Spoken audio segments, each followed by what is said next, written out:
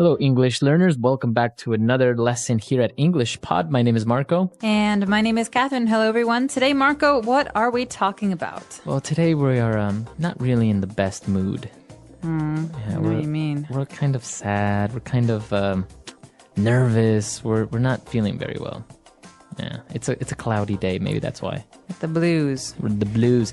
So, that's what we're talking about today. We're going to have a lot of different descriptive words to express maybe feeling sad, or maybe you're angry, or you're nervous, or something like that.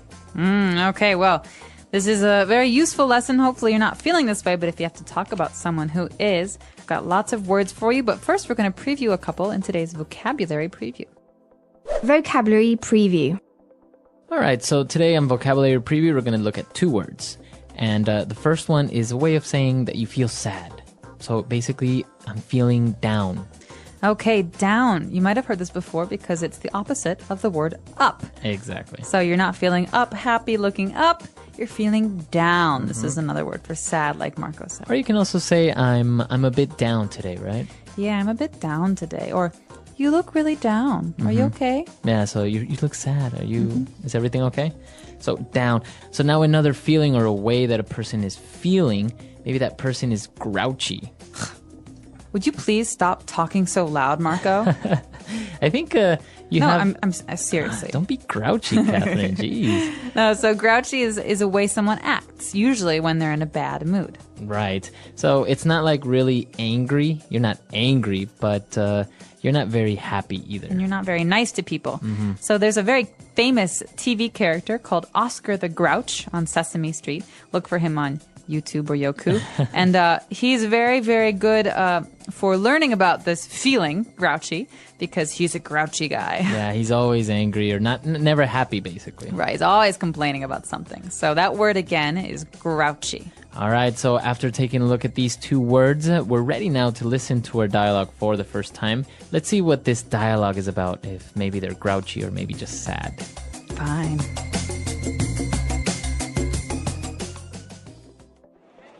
Okay, I'll talk to you later. Bye.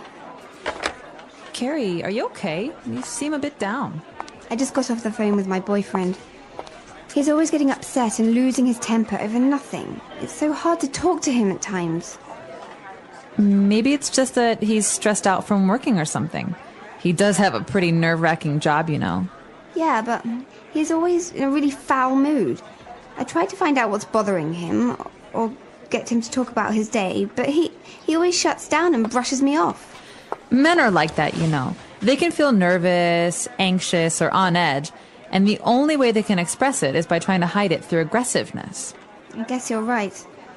What do you think I should do? He wasn't always this grouchy, you know. Talk to him, try to cheer him up when he's down, and if that doesn't work, I say get rid of him and get a new one. You are something else, you know that.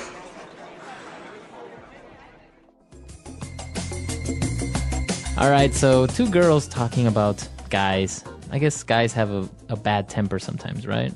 I think anyone can have a bad temper, but we're talking today about one of the boyfriend of one of these girls who has a very bad temper and has been very grouchy recently. And that's why she's feeling a bit down. So let's take a look at those words now in Language Takeaway. Language takeaway. All right, so in today's language takeaway, we've got some wonderful words for you, words that are very good for describing stress or having anxiety. And the first of these words is something you hear all the time, especially with young people. Right, somebody is stressed out. Oh my gosh, Marco, I'm so stressed out. I have 10 homework assignments to do and softball practice, and my mom wants me to help cook dinner tonight. Wow, you really are stressed out. I am. I don't have any homework, and I don't live with my mom. But being stressed out is usually something you feel when you have too much stuff to do. So maybe you can be stressed out because of school, like in your case, or maybe at work you have a lot of things to do or a project to finish, right? Exactly. And I just want to point out here that you can say I'm stressed or I'm feeling stressed. But commonly in spoken English, so when you're talking to your friends, you hear this much more often, stressed out. Stressed out. He's really stressed out lately. All right. So we're stressed out, or another word that kind of means the same is this is nerve-wracking. Nerve-wracking. So nerves are those things in our body that help us feel things, right? And so something that racks our nerves makes us very, very tense, very anxious, very uncomfortable. Okay, so it makes you very nervous.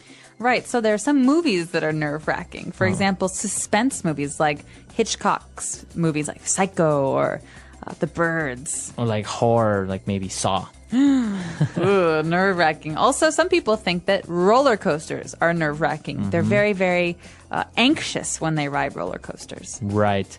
So let's listen to a couple of more examples of in different situations where we can use this phrase nerve-wracking. How was your presentation today? Oh, it was so nerve-wracking. Really? What happened? Just standing in front of so many people made my hands shake. I get that. Public speaking can be nerve-wracking for sure. Yeah, and then my slides wouldn't load at first. Oh no. That must have made it worse. It did. Waiting for the tech guy to fix it was the most nerve-wracking part. I can imagine. Did it go okay after that? Kind of. But I kept thinking I'd forget what to say. That's tough. Did anyone notice? Probably not, but it felt like they could. It was just so nerve-wracking. Well, at least it's over now. You survived. Barely. But honestly, it's a huge relief. Next time, it won't feel as nerve-wracking. You'll get the hang of it. I hope so. I need to work on staying calm. And there's another way to describe this feeling. Again, it's a little bit different, but very, very similar. We can say someone is feeling on edge. On edge. So this person was feeling on edge, but what does that mean exactly? You're like at the edge? Why do you have to ask so many questions? Okay, listen. This is basic. Okay, Marco? All right, all right. Are you Jeez, mocking me? on edge today? All right, Wow. so someone who is on edge is easily angered, right? So it's very easy to make this person upset or angry. Someone who just quit smoking might be on edge. That means it's very, very easy to get them to be upset. Wow. So yeah, you are on edge, right? Exactly. He's on edge, or he seems on edge, doesn't he? Okay, very good. Wow, these three words that we've just looked at are really interesting and very, very useful. I guess you can describe many different situations or a person that's going through these feelings, right? Absolutely. I think there is 1,000 ways to describe being nervous or anxious or upset. So maybe we should take another listen to today's dialogue and figure out how exactly we use these words. And when we come back, we'll be talking about some other phrases that are useful.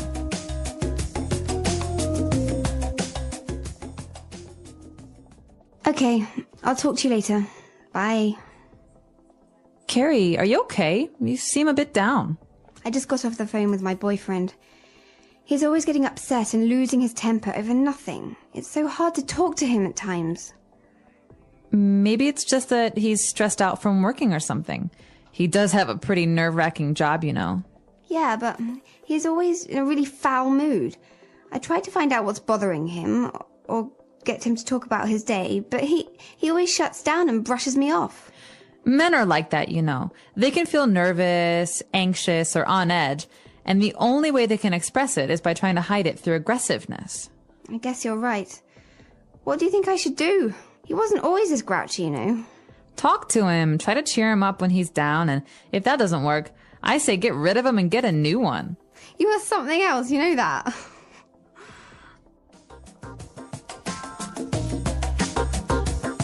All right, great. So now that we're back, we can start with a couple of different phrases now on Fluency Builder.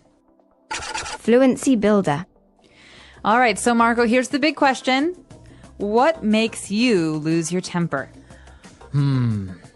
I think what makes me lose my temper very, very easily is like a dirty house or like a dirty room. Really? You're a neat freak. Not really neat freak, but like if it's not at least semi clean, you know, it really bothers me. Okay, so this great phrase, lose your temper or lose one's temper, is a phrase we use in English to describe getting angry. All right, so maybe you're okay, you're a little frustrated with something, but someone does something like throws all of their clothes on the floor. And Marco here says, oh, that's it. I'm tired of this. You're always throwing your clothes on the floor. And that's an example of Marco losing his temper. What about you? What makes you lose your temper? You hear this? What is that? Oh, drilling? Construction? When hammering? people tap, tap, tap, tap, tap, tap, tap, or when they like stomp their feet, or like when they're nervous. When they make noise, yeah. And so slowly it's like, okay, fine, calm down. It's okay. Okay, no, seriously, stop it. Seriously. And then all of a sudden, I just can't stand it You anymore. explode. Exactly. So. All right, so that's what makes you lose your temper. I'll be sure to keep my eye out for that and not tap my Please pen. don't. All right. So okay, you lose your temper, and now there are situations sometimes where you need to brush someone off. All right, or when you get brushed off, and that's not very good feeling. But this phrase, to brush someone off, you've heard the word brush before. It's the word that we use to brush your hair or brush your teeth, exactly. When you brush someone off, it's like saying that you're ignoring them. Yeah, so you ignore them or you basically tell them to go away very subtly sometimes or very directly. Exactly. And so to brush someone off is to avoid their company. And so a lot of times when people are angry, they like to be alone, so they brush you off. Mm-hmm. So I could say, hey, did you want to go see that movie tonight? No, I can't. I have to do something tonight. And then Marco walks away while we're talking. He's brushing me off. He's ignoring me. Yeah.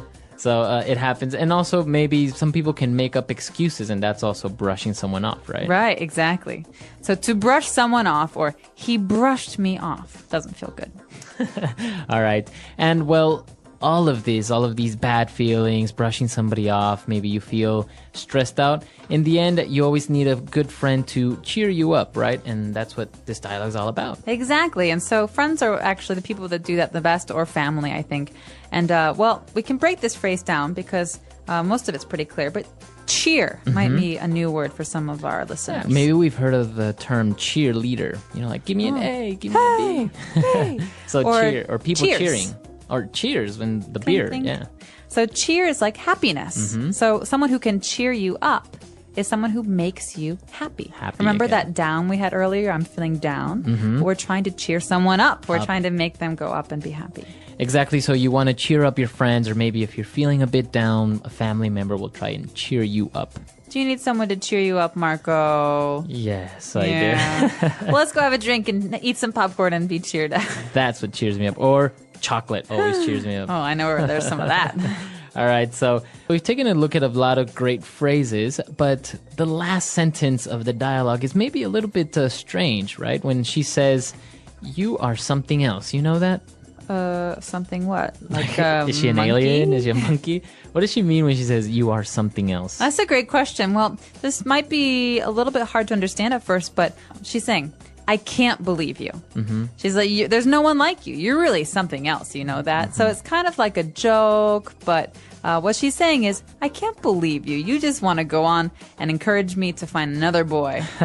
You're unbelievable. So it could be, is it on a positive note, or can it be both positive and negative? Well, here we've got two friends who are using it, so it's a positive note, but she's kind of making fun of her, saying, I can't believe you. Mm-hmm. But it can be negative. It can be more negative. Fighting with her boyfriend and her boyfriend cheats on her, and she's like, oh, you're really something else, you know? You are something else, you know that? It's like, there's no comparison, you're the worst. Yeah, exactly. So yeah, it really depends on how this is used and what the tone of voice is, so how someone says it. But in this case, I think it's kind of a joke, but it's a positive meaning. Very interesting. It's very spoken English, as you say, because all the words that we see there, they're pretty simple, but the context or the connotation, the meaning is very, very different from the actual words, right? Exactly. All right, so let's listen to this dialogue for the last time, and then we'll come back and talk a little bit more.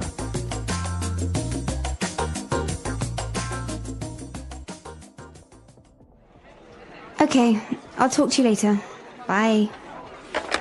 Carrie, are you okay? You seem a bit down. I just got off the phone with my boyfriend. He's always getting upset and losing his temper over nothing. It's so hard to talk to him at times. Maybe it's just that he's stressed out from working or something. He does have a pretty nerve-wracking job, you know. Yeah, but he's always in a really foul mood.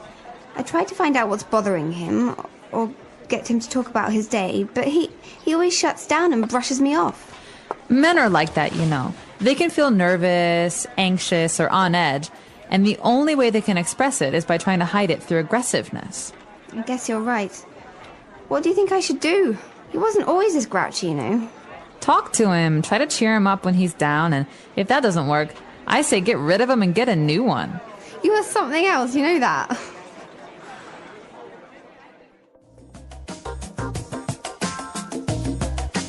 So, Catherine, are you a grouchy person? Are you happy? Do you have a bad temper? Oh, these are, well, very interesting questions, Marco. Thank you for asking. No, the first time, am I grouchy? No, not very. Only before 9 a.m. You're not a morning person. Not a morning person, so I'm very grouchy in the morning. But I'm generally pretty good about losing my temper. It doesn't happen very often. Oh, really? But I do get frustrated with things like tapping or when people eat with their mouth open. Oh, yeah, that's terrible. I hate that as well. Yeah, I can't stand it. Or I really don't like when people bite their nails. Ooh, it's kind of, it also makes me lose my temper. I don't know, it more than makes me lose my temper, it's kind of annoying, right? It is annoying. So what makes you really lose your temper? We say, what makes you blow your top? Think about a volcano. Really grinds my gears. Yeah. I would say the worst is when somebody lies to me, like straight in my face. Like, I know they're lying, I know you're lying, and they still just lie straight at me. I agree. So what's something that really cheers you up? Because we talked about like going out with a friend maybe helps you cheer up. But is there one thing, some kind of remedy? I like to go shopping when I'm feeling Really? a bit sad. Yeah. I mean, I won't buy anything like clothes or anything like that. Usually I'll get maybe something for somebody else or for the house or something like that. It's very strange. Helps you like clear your mind. Yeah, it's just like walking around and spending a little bit of money. I don't know. It's kind of a good remedy. Yeah, I think so. What about you? What cheers you up? I kind of like to organize things. Really? Yeah. So if I'm really angry or really upset about something, I'll alphabetize all of my books. Oh, wow. Yeah, so A to Z. Now say the word and hear it in a sentence. Down. Ben is feeling a bit down today since his girlfriend broke up with him. Down. Whenever I'm feeling down, I go out with my friends and then I feel much better. Stress out. David has been really stressed out lately. His boss is putting a lot of pressure on him in his new job. Stress out. I can't talk right now. I'm stressed out about this exam I have tomorrow. If I don't pass it, my dad is going to kill me. Stress out. Are you okay? You seem to be really stressed out lately. What's going on? Nerve-wracking. I think being a doctor is one of the most nerve-wracking jobs in the world. Nerve-wracking. Skydiving was one of the most nerve-wracking experiences of my life. I almost had a heart attack. Nerve-wracking. The final match between Brazil and Italy was incredibly nerve-wracking. Brush me off. When she told me my project would be a better television film than a feature film, I thought she was brushing me off. Brush me off.